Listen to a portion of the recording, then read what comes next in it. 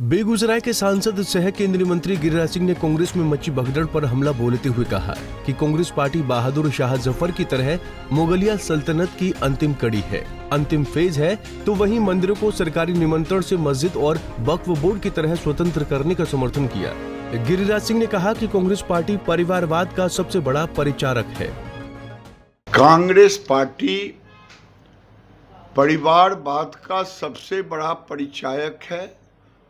Congress party के अंदर जो उनका संविधान है, उस संविधान नाम की कोई चीज़ नहीं है। संविधान की रक्षा जो पार्टी के अंदर नहीं हो पा रही है, वो राहुल गांधी कहाँ से अलूल जलूल बातें को रख रहे हैं। इसलिए कांग्रेस पार्टी आज की तारीख में बहादुर शाह जफर की तरह मुगलिया सल्तनत की अंतिम कड़ी है, अंतिम फेज है।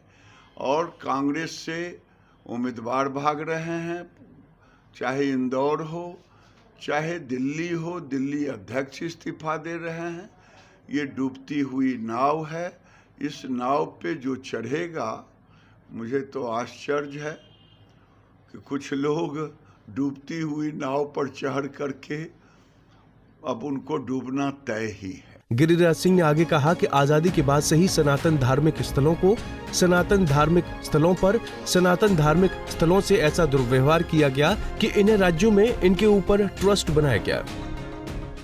आजादी के बाद से ही सनातन धार्मिक स्थलों पर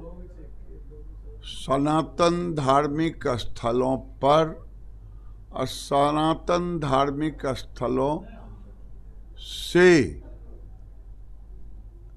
ऐसा दुर्व्यवहार किया गया कि इन्हें राज्यों में इनके ऊपर ट्रस्ट बनाया गया। मंदिरों के महंत के हाथ गोड़ बांध दी गई। जो कभी